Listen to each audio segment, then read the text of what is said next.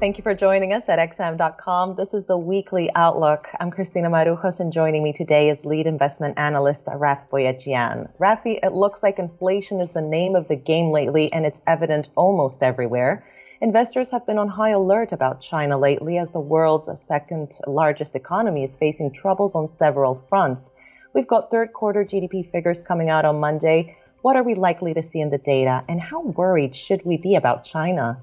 Well, Christina, we've certainly seen quite a few rather worrying headlines out of China lately. Of course, it all kind of started with the Evergrande debt crisis. That seems to be spilling over into the entire property sector. We've seen a number of other property companies missing their the debt payments, but perhaps that's more likely to be contained.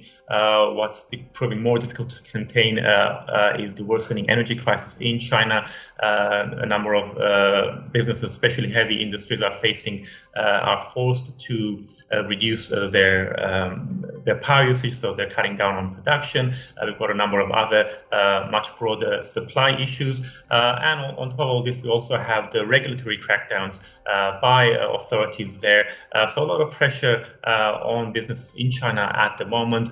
So all of this probably did have a significant impact in the third quarter on overall economic growth. We're expecting GDP to slow from 7.9 to 5.2% in the 3 months to September. But investors will also be keeping an eye on industrial production and retail sales data for September that are coming out on the same day.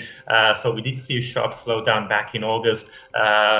Forecasts are for a slight improvement, but if we don't see any improvement there, then that will probably it could spook investors, particularly in equity markets, and also the Australian dollar could also suffer a little bit if the data disappoints.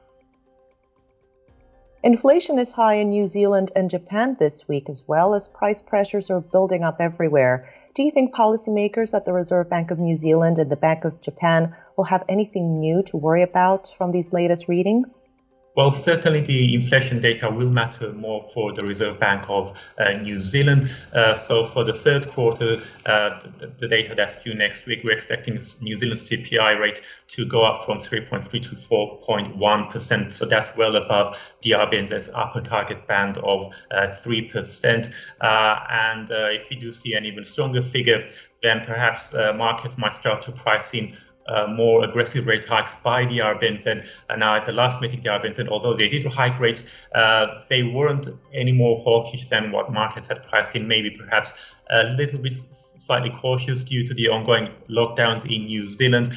So a positive surprise there could certainly boost the New Zealand dollar. On the other hand, in Japan, although we are expecting core CPI to edge up to 0.1%, we're probably not going to have any reaction in the yen. The Bank of Japan is far from even thinking about policy normalization. So apart from the fact that Japan has been suffering years of deflation, this year many regions in Japan have been under states of emergency. So the economy is still reeling from those COVID restrictions. So the yen is really at the moment being capped by the Bank of Japan's yield curve control policy, whereas we're seeing a surge in yields in other government bonds. So definitely the yen is likely to stay on the back foot for a while longer.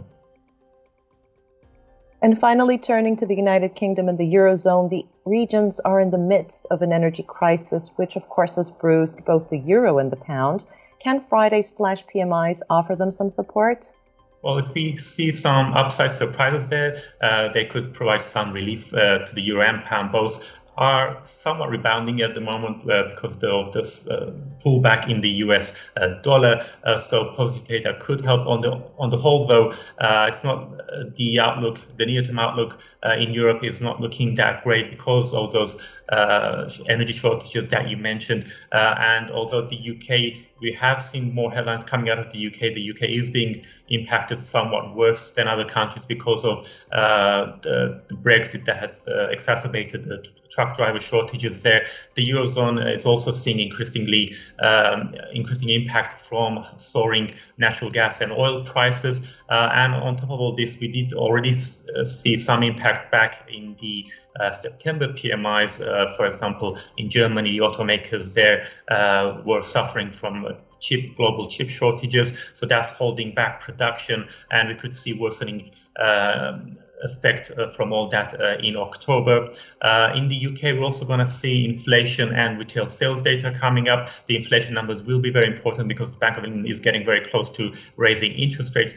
So if inflation is much stronger than expected, then definitely the Bank of England is likely to ignore any negative surprises rather in the other data and be inclined to hike rates perhaps as early as November, so the pound will probably see some support from those Bank of England rate hikes next week. The euro probably not so much. Rafi, thank you for joining me today. This was the Weekly Outlook here at xm.com.